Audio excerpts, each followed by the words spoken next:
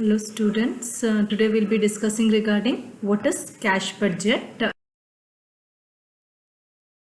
Cash budget is nothing but the estimation of cash flows of a business, that is cash receipts minus cash paid is what is cash budget. I have also given you the format of cash budget, that is cash balance at the beginning and then add receipts. The receipts will be getting from cash sales, collection from the accounts receivable and investment income, and then cash payment. What are the various payments we'll be making for the purchases of the materials, payment, that is payroll, income tax and any other payments what we'll be making, that will be, and A minus B. Usually we'll be having only A minus B, and other expenses such as borrowing, repayment, all everything can be done, but usually for our syllabus we'll be having A minus B will be our cash balance, and the closing balance of 1 will be becoming the opening balance here. So we'll take a problem from April-May 2018, I suppose, 2018. Now, so from there, section C, 15th problem. Section C, 15th problem.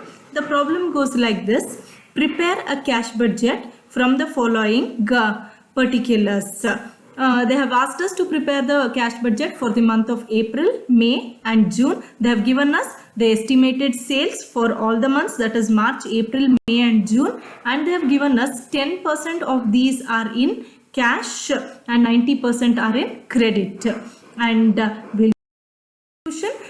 firstly we need to work out for the workings. First we need to calculation of cash sales and credit sales, the first working. So they have given us the sales for the month of March will be 5,40,000. Then for April it is 5 lakh, for May it is 5,50,000, for June it is 6,20,000. Cash sales as given in the problem is 10%, that is 5,40,000 into 10%.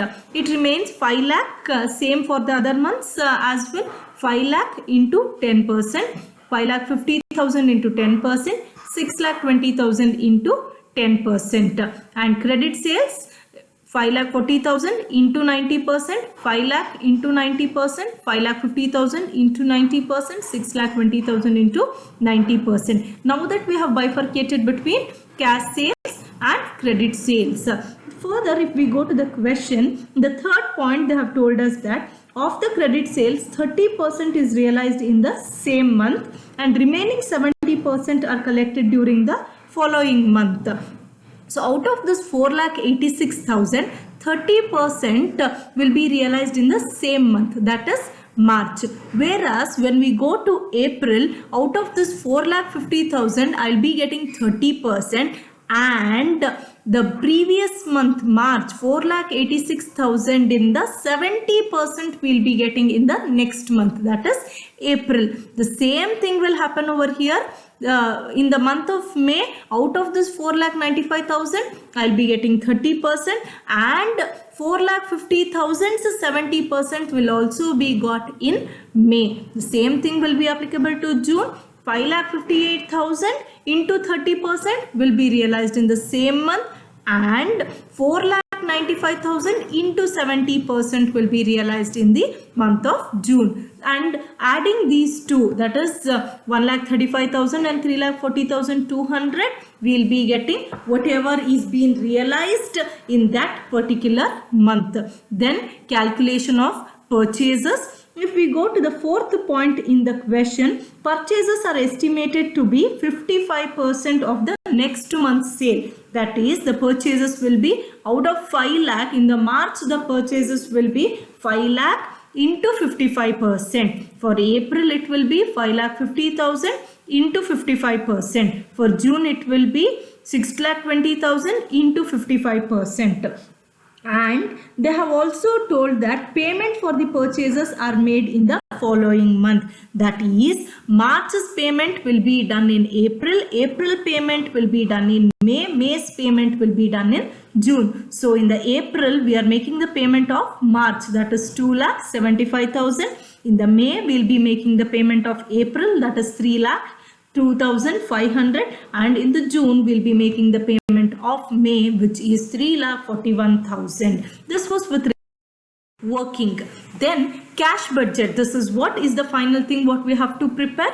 Cash budget for the month of April, May and June. We'll start with the opening cash balance, which is nil in April. Then we'll go for the receipt. Receipt is cash sales. From the working we can make out that we have already calculated cash sales for the month of April is 50,000. For the month of May is 55,000. For the month of June it is 62,000, which is already calculated in our working. Then receipt from debtors, in the same working we have also calculated the total whatever we'll be receiving, that is credit sales of that month 30% and 70% from the previous month whatever is being realized. We have already calculated in the working number 1, working note number 1. So 4,75,200 for the month of April. In the May 4,63,500 and in June 5,13,900. These two will be comprising of our total receipts. We do not have anything else as a receipt. Then coming to the next part, that is payment. What are the various payment we have done? The first thing is payment to creditors, that is the purchases what we have made. For that we need to make a payment. In the month of April we will be paying for the previous month's purchase, that is 2,75,000. In the May we are making the payment for the previous month's purchase, that is 3,02,500. For the June we are making the payment of May's month, that is 3,41,000. This is also worked out in our previous working note 2. And then going to the point number 6 in the question, salaries is 1,54,500 per month, which will be incurred every month, and we have shown the salary. Rent is also been given 17,000 per month. 17,000 per month will be incurred every month.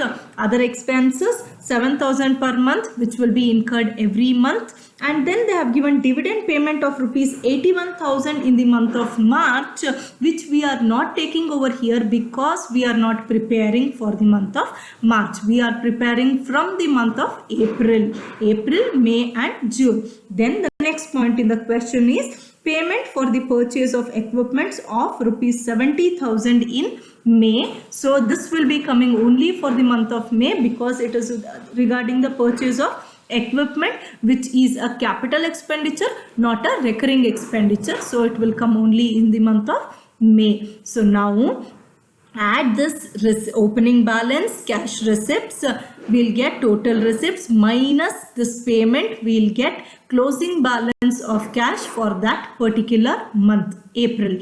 The closing balance of April will become the opening balance of the next month.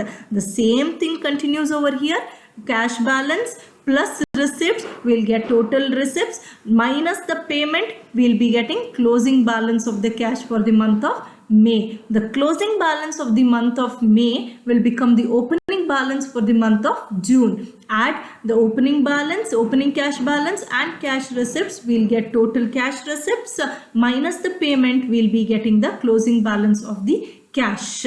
Thank you students. Hope you have understood. I'll be giving some more problems like this so that you can practice cash budget at your home. Happy learning.